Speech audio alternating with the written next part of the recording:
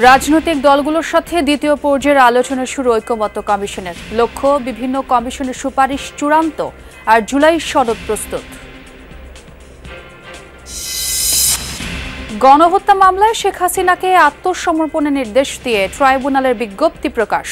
হাজির না হলে পলাতক দেখিয়ে শুরু হবে বিচার কাজ।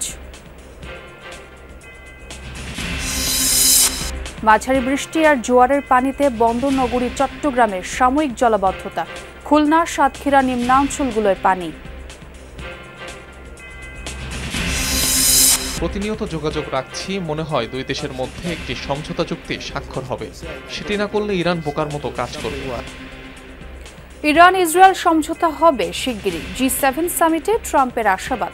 পঞ্চম দিনের মতো চলছে হামলা পাল্টা হামলা।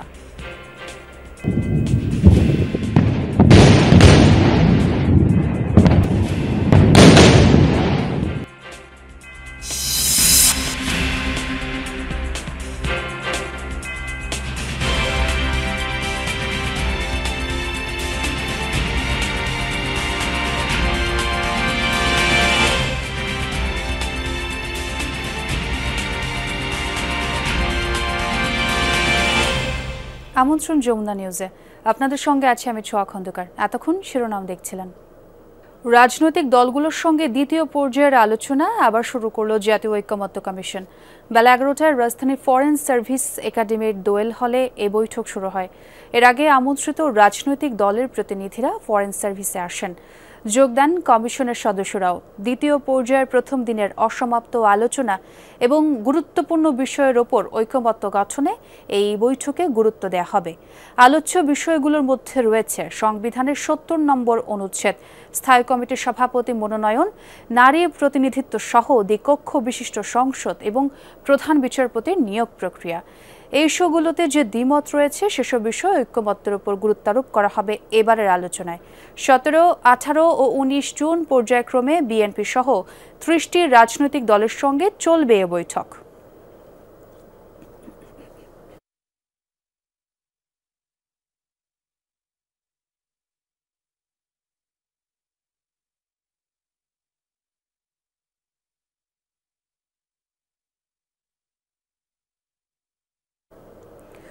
দর্শক, যেমনটি বলছিলাম, ঐকমত্য কমিশনের সাথে রাজনৈতিক দলগুলোর দ্বিতীয় পর্যায়ের আলোচনা, সেই খবর জানবো ফরেন সার্ভিস একাডেমি থেকে আমার সহকর্মী আরিফিন শাকিল আমার সঙ্গে যোগ দিয়েছেন। আরিফিন, রাজনৈতিক দলগুলোর প্রতিনিধিরা কি এসেছেন কিনা এবং এবারে যেই আলোচ্য বিষয়গুলো সেগুলো সম্পর্কে কিছু জানতে পেরেছেন কিনা একটু জানাবেন।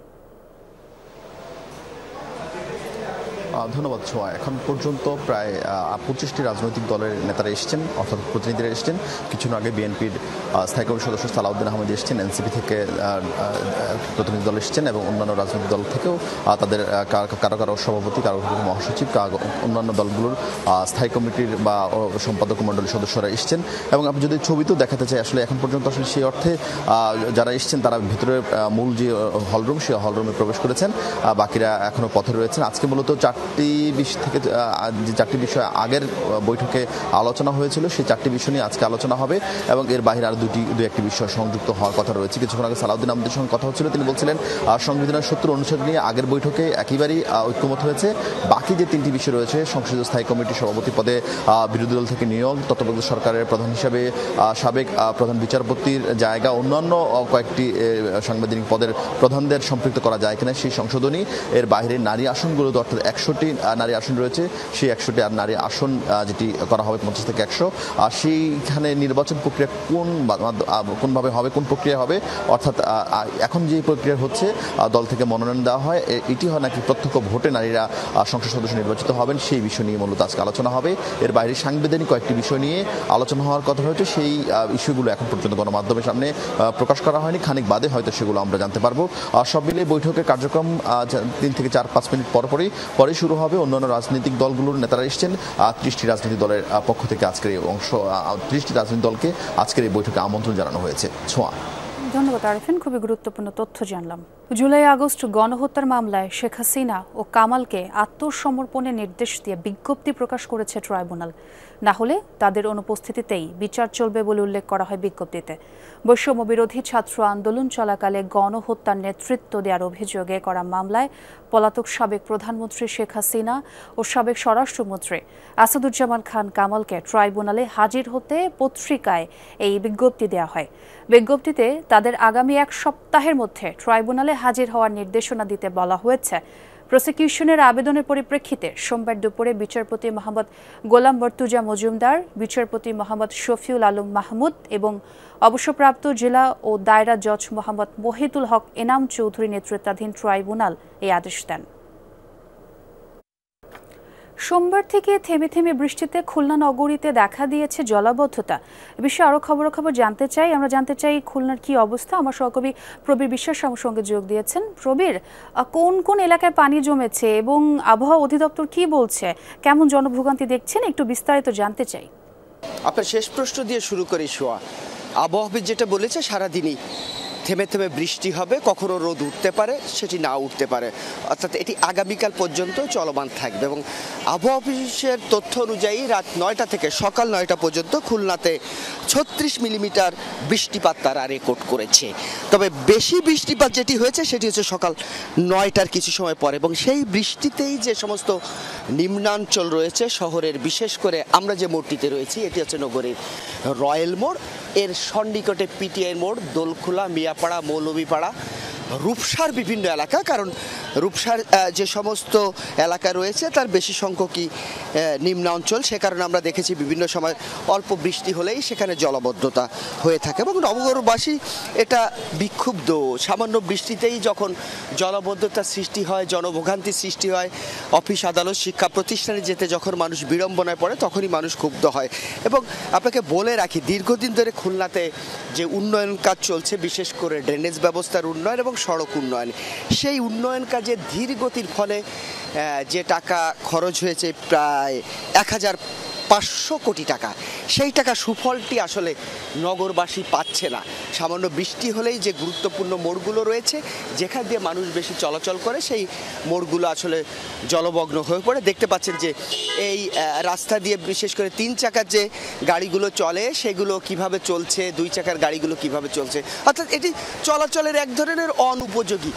অফিস আদালতে যাওয়ার যে পোশাকটি থাকে সেটি পরে আসলে এইসব অঞ্চল দিয়ে যাওয়ার সুযোগ নেই। সে কারণে বরাবরই নগরবাসী বলে যে উন্নয়ন যে কাজ চলছে সেটি দ্রুত সময়ের মধ্যে শেষ করে প্রয়োজনে একটি মহাপরিকল্পনার মাধ্যমে যে জলবদ্ধতা নিরসন হয় সেই দিক দিয়ে খুলনা সিটি কর্পোরেশন যাবে বলে সকলে প্রত্যাশা করে। সোয়া। জি প্রবীর, এবং দুর্ভোগ আসলে স্পষ্ট। ধন্যবাদ আপনাকে যোগ দেওয়ার জন্য। এদিকে ভোর থেকে কয়েক ঘন্টার মাঝারি বৃষ্টি আর জোয়ারের পানিতে চট্টগ্রাম নগরীর কিছু এলাকায় দেখা দেয় জলাবদ্ধতা। তবে পানি দ্রুত নেমে যায় বলে জানিয়েছেন স্থানীয়রা। ভোরে বৃষ্টি নামে বন্দর নগরীতে একটানা চলে কয়েক ঘন্টা। জোয়ারের সময় হওয়ায় পানিতে তলিয়ে যায় আগ্রাবাদ, হালি শহর সহ নগরীর নিম্নাঞ্চলের কিছু এলাকা। এতে ভোগান্তিতে পড়েন কর্মস্থলগামী মানুষ এবং স্কুল কলেজের শিক্ষার্থীরা। কিছু এলাকায় ড্রেন ও খালে ময়লা আবর্জনা জমায় জলাবদ্ধতার ভোগান্তি পোহাতে হচ্ছে বলে জানিয়েছেন এলাকাবাসী।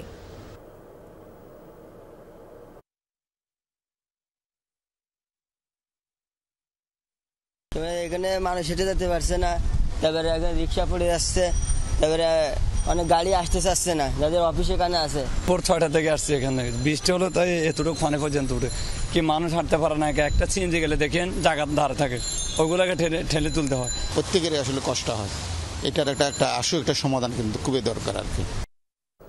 রাজধানী ঢাকা সহ দেশের বিভিন্ন অঞ্চলে বজ্রসহ বৃষ্টির পাশাপাশি সারা দেশের কোথাও কোথাও মাঝারি ধরনের ভারী থেকে অতি ভারী বর্ষণের পূর্বাভাস দিয়েছে আবহাওয়া অধিদপ্তর। সংস্থাটি জানিয়েছে লঘুচাপে বর্ধিতাংশ পশ্চিমবঙ্গ থেকে বাংলাদেশের দক্ষিণ পশ্চিমাঞ্চল হয়ে উত্তর পশ্চিম বঙ্গোপসাগর পর্যন্ত বিস্তৃত। এছাড়া মৌসুমী বায়ু দেশের দক্ষিণাঞ্চলে সক্রিয়, তা অন্যত্র মোটামুটি সক্রিয় এবং উত্তর বঙ্গোপসাগরে মাঝারি অবস্থায় রয়েছে। যশোর, খুলনা, বরিশাল, পটুয়াখালী, নোয়াখালী, কুমিল্লা, চট্টগ্রাম ও কক্সবাজার অঞ্চলের ওপর দিয়ে ঘন্টায় 45 থেকে 60 কিলোমিটার বেগে বৃষ্টি বা বজ্রবৃষ্টি সহ অস্থায়ীভাবে ঝোড়ো হাওয়া বয়ে যেতে পারে। এসব এলাকার নদী বন্দরগুলোকে 1 নম্বর সতর্ক সংকেত দেখিয়ে যেতে বলেছে আবহাওয়া অফিস।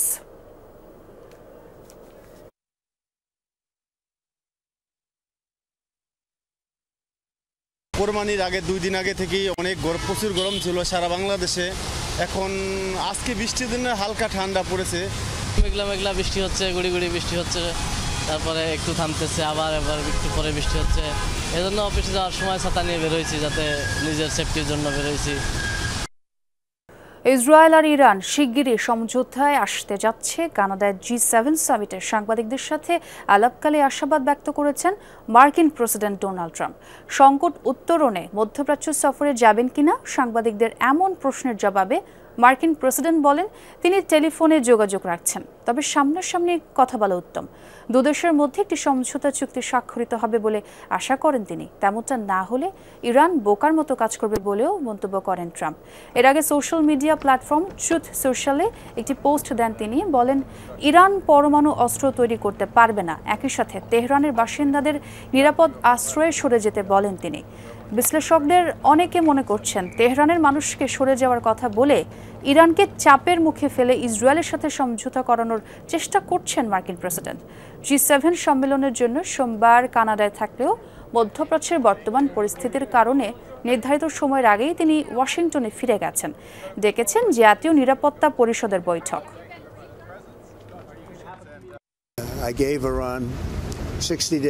পরমাণু চুক্তিতে আসার জন্য ইরানকে 60 দিনের সময় বেঁধে দিয়েছিলাম, আর 61তম দিনে কি হলো তা আপনারা সবাই দেখলেন। প্রতিনিয়ত যোগাযোগ রাখছি, মনে হয় দুই দেশের মধ্যে একটি সমঝোতা চুক্তি স্বাক্ষর হবে। সেটি না করলে ইরান বোকার মতো কাজ করবে। ইরান কোনোভাবেই পারমাণবিক অস্ত্রের মালিক হতে পারবে না। যৌথ বিবৃতিতে এই হুঁশিয়ারি দিয়েছে বিশ্বের প্রভাবশালী দেশগুলোর অর্থনৈতিক জোট G7। মধ্যপ্রাচ্যে উত্তেজনা কমানোর পক্ষেও অবস্থান নিয়েছে যুক্তরাষ্ট্র, কানাডা, যুক্তরাজ্য, ফ্রান্স, জার্মানি, ইতালি ও জাপানের এ জোট। পাশাপাশি গাজায় যুদ্ধবিরতির আহ্বানও জানানো হয়েছে।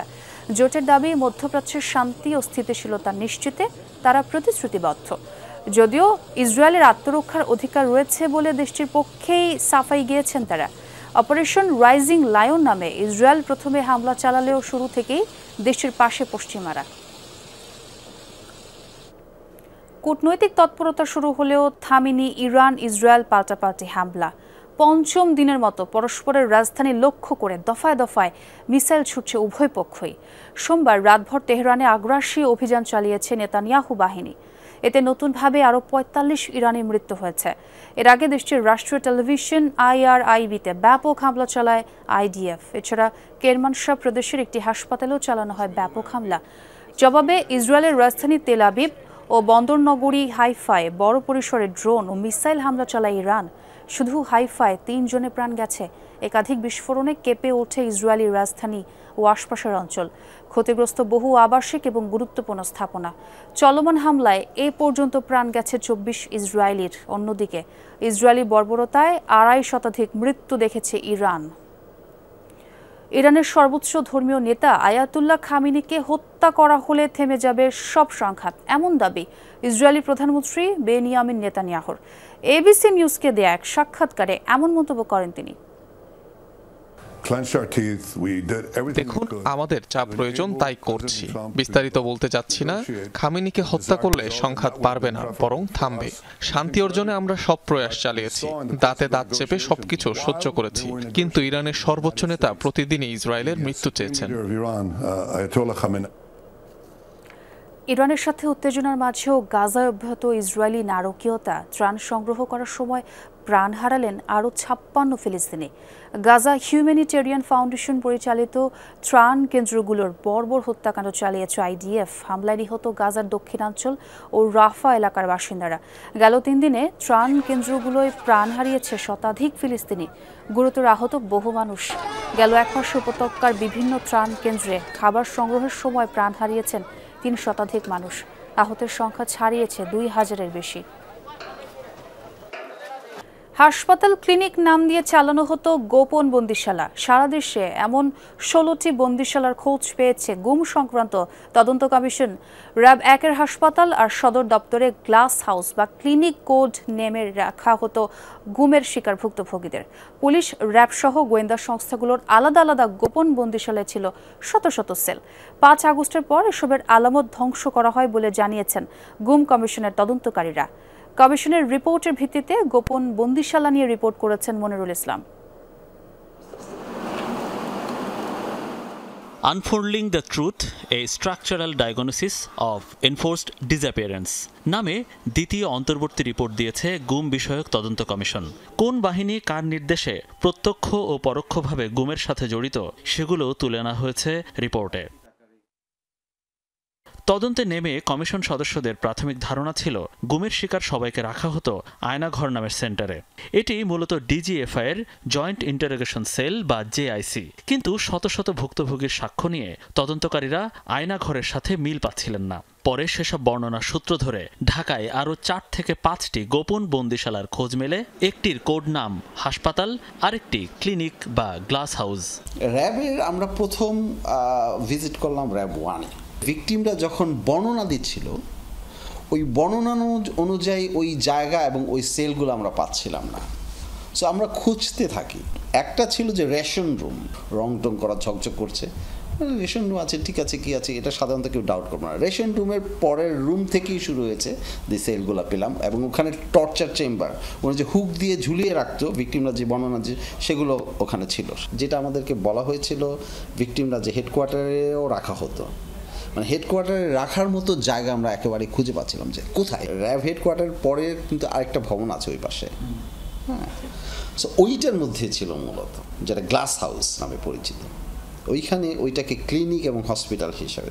শুধু ঢাকায় নয়, সারা দেশে এরকম মোট 16টি বন্দিশালার তথ্য মিলেছে এখন পর্যন্ত।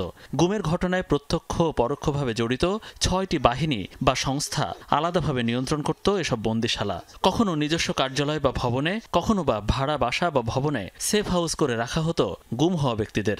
বগুড়ার পুলিশ লাইন্সের ভিতরে যে আপনার বন্দি রাখা হতো ব্যাপক, এবং বিভিন্ন জায়গা থেকে বন্দি। ওইটা একটা হাব ছিল, মানে নর্থ বেঙ্গলের হাব। মূলত এটা ডিবি অপারেট করতো। র্যাব, ডিজিএফআই, ডিবি, সিটিটিসি মিলিয়ে ঢাকা এবং ঢাকার 16টা আমি বলছি যে সেন্টারের মধ্যে অসংখ্য সেল আছে। দুটি রিপোর্টে কয়েকটি ঘটনা উল্লেখ করে দায়ী কর্মকর্তাদের নামও সরকারকে দিয়েছে তদন্ত কমিশন। অনেকে গ্রেফতারি পরোয়ানা থাকার পরেও আসেনি আইনের আওতায়। এতে ক্ষোভ জানিয়েছেন মানবাধিকার কর্মীরা। অনেক উচ্চপদস্থ নিরাপত্তা কর্মকর্তা, তাদের বিরুদ্ধে যখন গুম কমিশন তদন্ত রিপোর্ট করে এবং তাদের বিরুদ্ধে সুনির্দিষ্টভাবে অভিযোগ আসে, তারা অনেকেই আত্মগোপনে চলে গেছে। এত বড় একটা ঘটনা সেফ এক্সিট দেওয়াটা একটা মারাত্মক ধরনের অপরাধ।